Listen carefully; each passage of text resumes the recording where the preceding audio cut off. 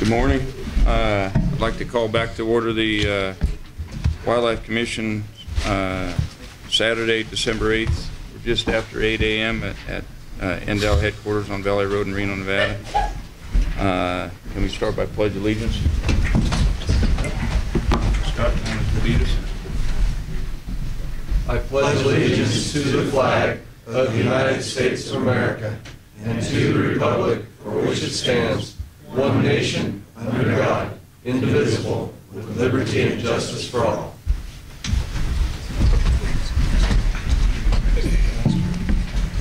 Okay. Can we get roll call? Chairman Robb. Here. Vice Chairman Drew. Here. Commissioner Lane. Here. Commissioner McNinch. Here. Commissioner Moride. Here.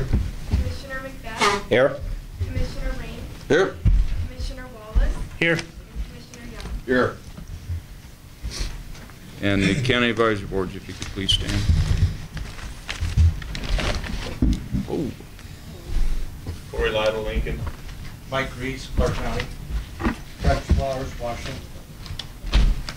Bill Meyer, Lyon. Jim Denay, Lyon. Art Johnson is Rona. Lynn Butch, Miller. Joe Korean, Pershing. Tom Kennedy, Humboldt. Stan Zuber, Carson City. Okay. Douglas. Eric Clifford, Churchill. Brandon Hodgson, Eureka. Okay. Thank you, guys. Next is the approval of agenda. And before we start going too far on this, I spoke with Director Mayer, and I've had quite a few people contact me in the last 24 hours about the timing of a particular agenda item and whether it's going to be after lunch or 1 o'clock from both sides of that issue. We do not have time-specific items on this agenda. We haven't agendized as a time-specific item. We usually take things as they come. I can't give any guarantees on how fast the morning will go or not. My only question to the rest of the commission is, do we want to go straight through the agenda like we normally do, or do we want to make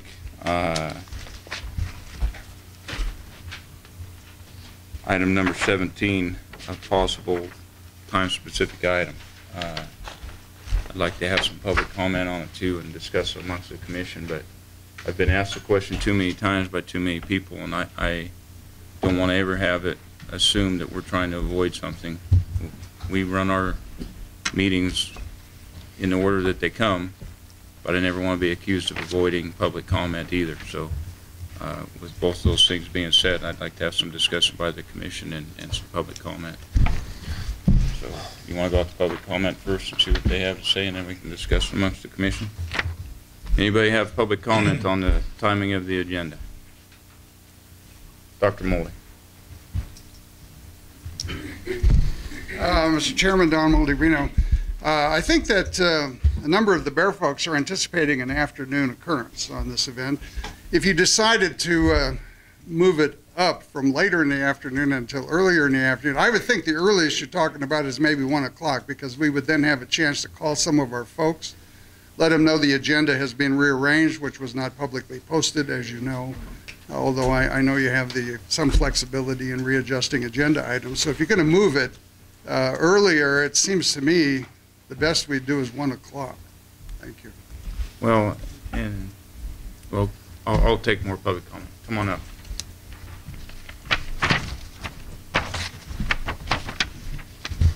Casey Nelson with the Nevada High Desert Houndsman. I think you guys ought to do it how you normally do it. Don't change nothing.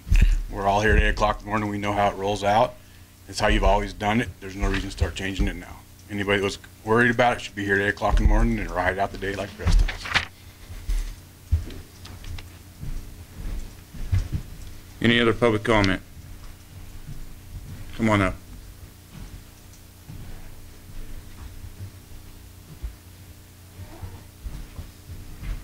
For the record, Marshall Everton, Nevada Houndsman Association. I agree, it just needs to go down the agenda, item by item, and whenever it comes up, it comes up. I've never seen a time-specific item on any of the agendas before. I don't see why it should be now. Okay. Any other public comment? Seeing none, I'll bring it back to the commission for discussion of possible motion. Commissioner Rain. We have had time-specific items in the past, but they've always been posted on the agenda when the agenda was produced. And, about the only thing, if the commission really want to do something, might say, well, we'll have lunch before that or something. But even then, we can't necessarily do time-specifics. It's plain old too late. Therefore, I move we approve the agenda as presented. Second. We have a motion and a second. Any more discussion? All those in favor of the agenda as is, signify by saying aye. Aye. All those opposed? Motion passed unanimous. Member announcements and correspondence. Agenda item number 11. Commissioner may present emergent items. No action may be taken by the commission. Anybody have anything that we didn't bring up yesterday on commission items? Commissioner Drew? Yeah, the only thing, one's a housekeeping item and one's just an acknowledgement. In terms of housekeeping, if you want to present testimony on anything, please fill out a card with your name and contact information. It's for our recording secretary. If you come up to speak, just please announce your name for the record. If you're representing a group, please let us know because you get 6 minutes for representing a group. So just make it very clear to us so we know how much time to give you. And then the acknowledgement is that we have 12 cabs in the audience. I just want to point out that that's excellent attendance, and I hope we can keep that track record up. Thank you. And I want to follow up on Commissioner Drew's statement about the yellow cards. We've seen it happen in the past where somebody wants to get the last word after they've heard everybody else's testimony and turn their card in at the last minute. And it becomes who's turning their card in last. And I don't want to get into that. If you want to speak on an item, get your card in and we'll get you up here. But I see people hold cards so they can talk last, and let's get the cards up here. Commissioner Ring? Thank you, Mr. Chairman. I was hoping that perhaps some of the items would have come up yesterday in correspondence from the other commissioners, perhaps related to correspondence that I am assuming they must have received, or conversations that they must have had in reference to the impact of the dramatic increase in deer tags from last year. I've had several conversations with outfitters, especially the out-of-state outfitters, talking about how that's actually likely going to have a very negative effect on their business as far as the quality of the hunting going on. The biggest one was Area 15. I mean, people are like, I don't know what to do. We're not going to be able to sell these tags in Area 15 next year because this was crazy. In an absolute zoo in an area where nothing was based on science or reasonable data. Number of people that I spoke to that, I had no idea, for the most part, that on the commission or anything else. Just hunters. They're in buying something, they're talking about something, I'm always talking to them, and they, come up with, I'm just going home and I don't know how I'll ever apply again. This is crazy. I'm up in Area 10, I walk up there and every gate's locked. The little public land there is solid full. You can't find a camping spot. I've hunted up there for on and off 20 years. Can't find a camping spot. Every gate's locked. I can't find a way around. Where are all these hunters? And there's no, the deer population is crazy. You get a lot of people that come from the southern part of the state coming through, and, they go for a long ways, and here they are, they're coming back. They got themselves a forked horn, little deer, and they're like, well, man, we usually come up here and we hunt a long time, but there was too many people. I just had to shoot something. It was the first thing out there that had antlers, this is just crazy.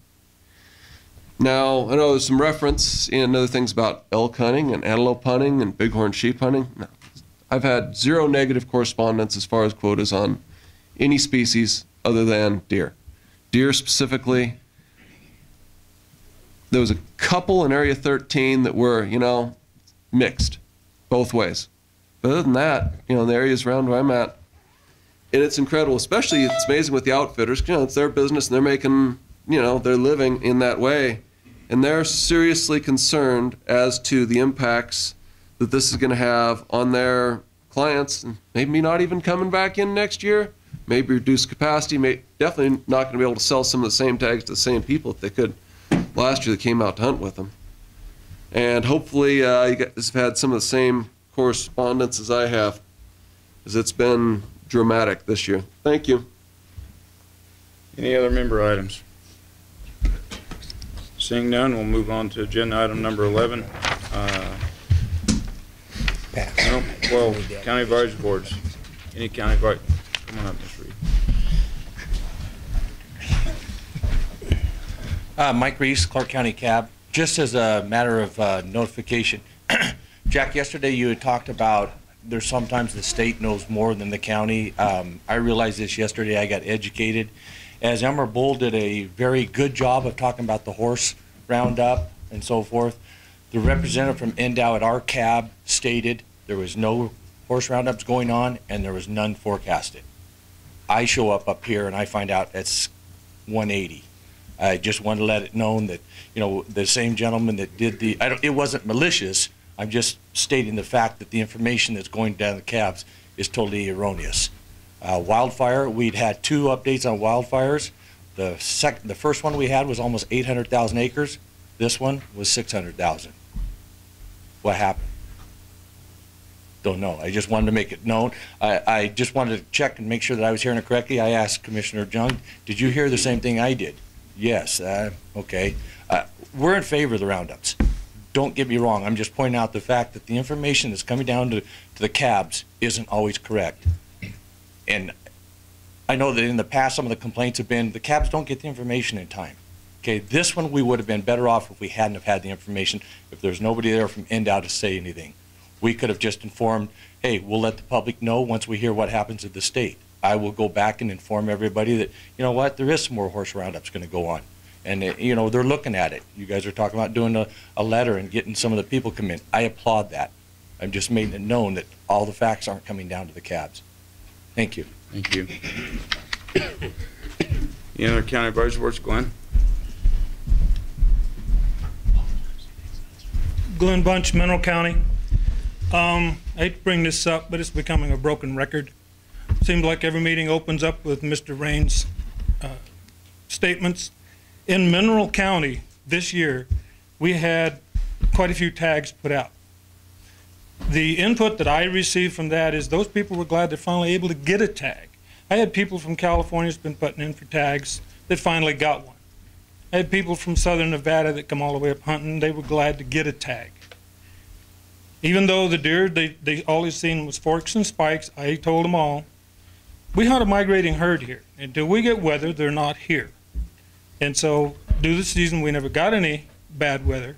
We never got a total amount of deer. I believe when we see the success ratio that comes back, we're right on target. I think we probably got 50%. Thank you. Thank you.